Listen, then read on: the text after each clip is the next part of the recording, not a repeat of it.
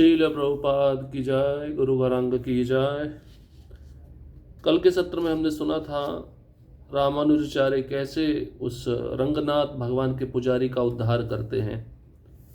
उस पुजारी को पश्चाताप होता है जब वह देखता है कि मेरे जहर देने के बाद भी रामानुजाचार्य की मृत्यु नहीं हुई।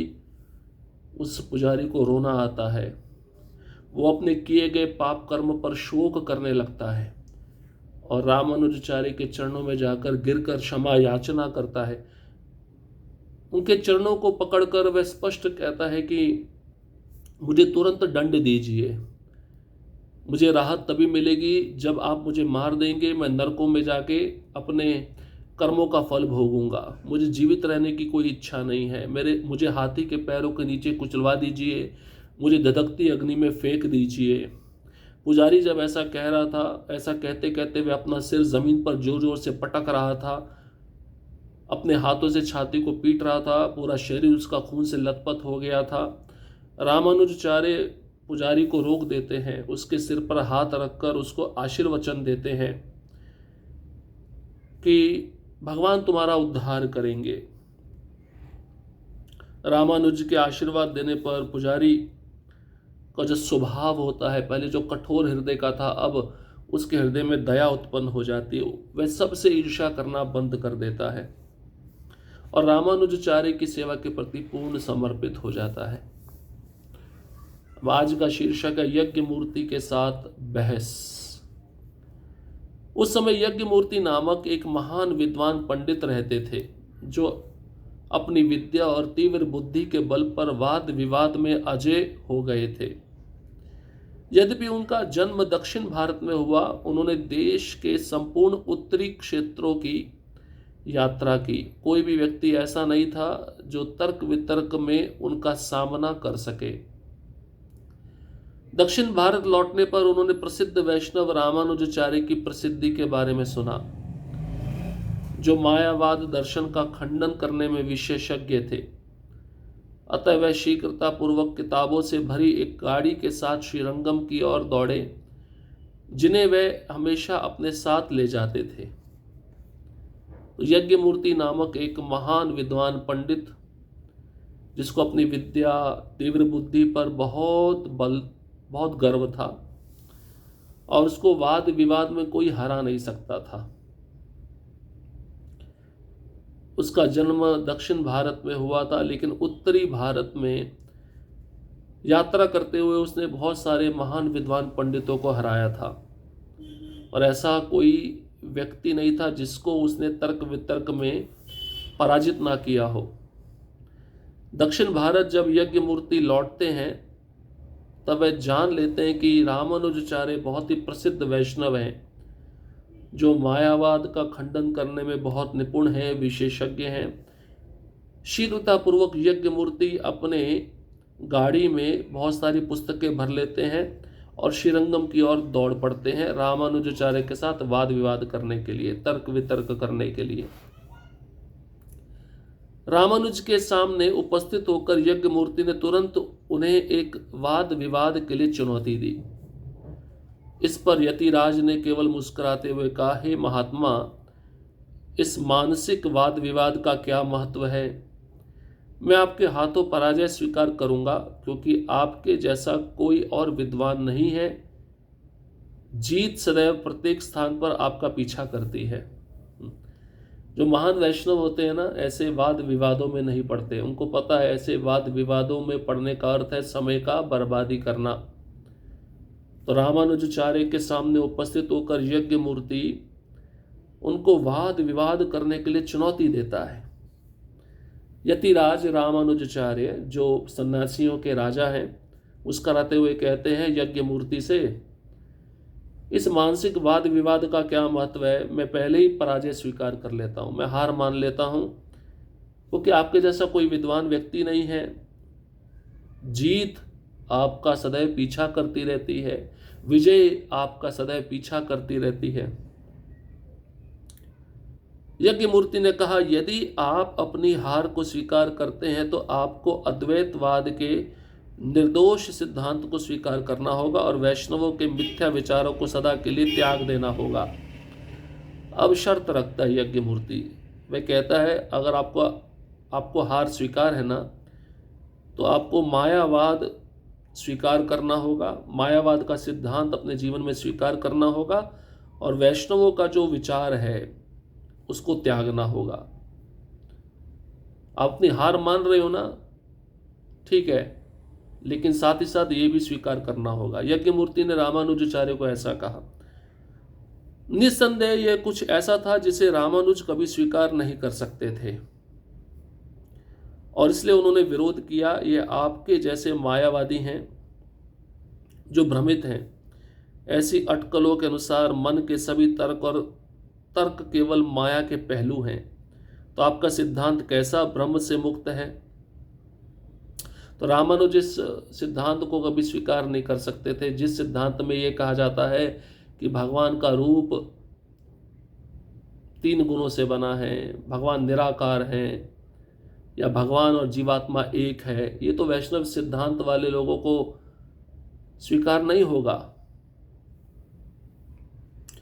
तो रामानुजाचार्य विरोध करने लगे।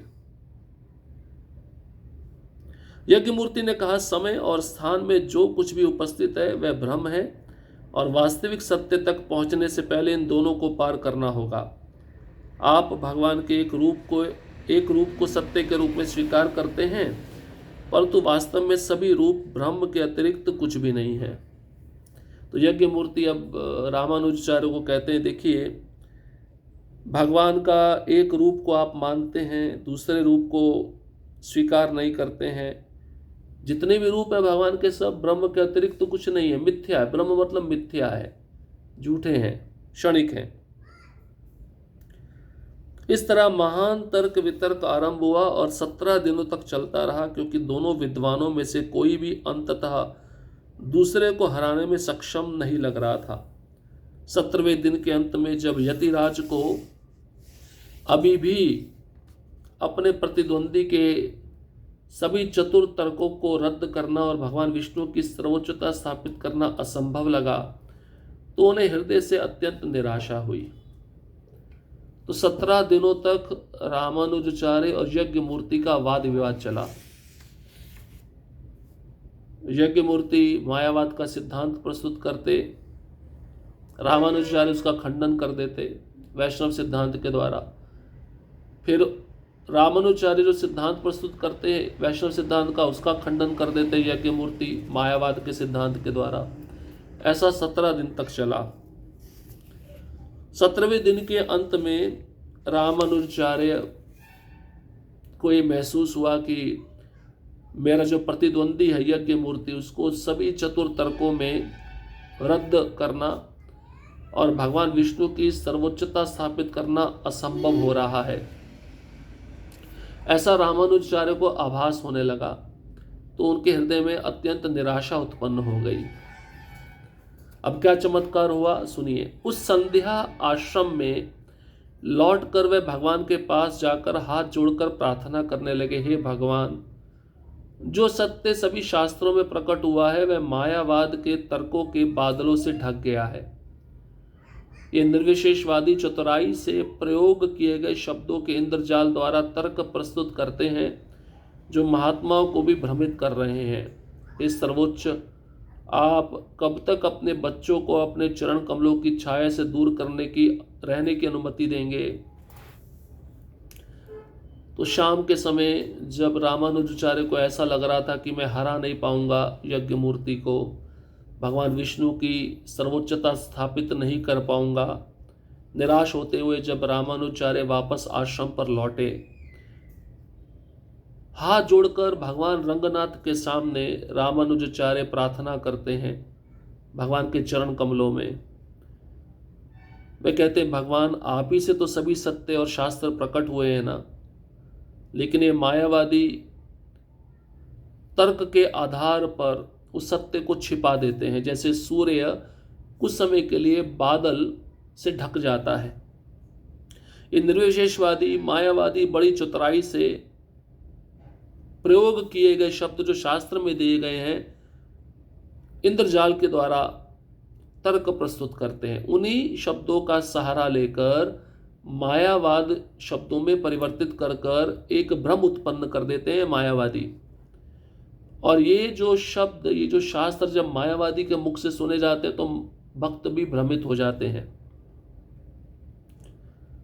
तो रामानुजाचार्य भगवान को कहते हैं, आप कब तक अपने बच्चों को, मतलब अपने बारे में कहते हैं या भक्तों के बारे में कहते हैं, कि अपने बच्चों को या अपने वैष्णव जैसे पुत्रों को आप अपने चरण कमलों की छाया से दूर रहने की अनुमति देंगे। प्रार्थना के समाप्त होते ही रामानुज के नेत्रों से अश्रु बहने लगे। उस रात्रि भगवान ने उन्हें स्वप्न में दर्शन दिए और उनसे कहा, चिंता मत करो, शीघ्र ही आपके माध्यम से भक्ति की महिमा संसार के समक्ष प्रकट हो जाएगी। आंखों से आंसू बह रहे थे रामानुजाचार्य के। प्रार्थना समाप्त हो गई, आंसू रुक नहीं पा रहे थे। जब रामानुजाचार्य अपने शयन कक्ष में जाकर विश्राम करने लगे, उसी रात्रि में भगवान रंगनाथ रामानुजाचार्य के सपने में आए और उनसे कहने लगे, चिंता मत करो, जल्दी ही मैं आपके माध्यम से भक्ति का महिमा पूरे संसार में प्रकट करूंगा। आपके द्वारा ही भक्ति का महत्व, भक्ति की महिमा, भक्ति का गुणगान संसार के समक्ष प्रकट होगा। इसलिए धैर्य धारण करो, चिंता मत करो, और तुम्हारे प्रचार से सारे लोग, चाहे मायावादी हो, चाहे बौद्धवादी हो, चाहे तर्क वितर्क करने वाले हो, वाद विवाद करने वाले, सभी भक्त बनेंगे। और भक्ति जब वह एक बार स्वीकार करेंगे तो मेरे चरण कमलों का आश्रय कभी भी वह छोड़ के नहीं जाएंगे।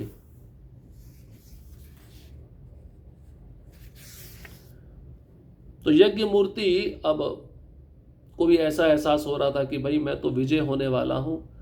रामानुजाचार्य के पास में तो मेरे तर्क वितर्क का कोई खंडन या सिद्धांत नहीं है प्रस्तुत करने के लिए। वो भी बड़ा प्रसन्न हो रहा होगा। लेकिन जब कोई शुद्ध भक्त भगवान को प्रार्थना करता है तो भगवान उस शुद्ध भक्त की प्रार्थना को सुनते हैं और उस कार्य को अवश्य पूरा करते हैं जो शुद्ध भक्त के हृदय में या शुद्ध भक्त के इच्छा है। तो अब रामानुजाचार्य की तो यही इच्छा है कि ये भक्त बन जाए।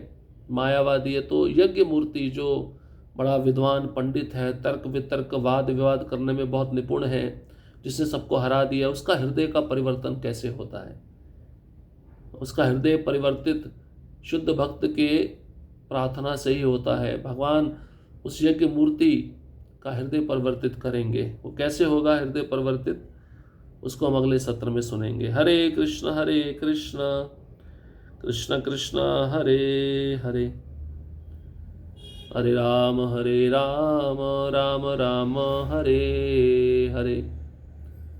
श्रील प्रभुपाद की जय, गुरु गौरांग की जय।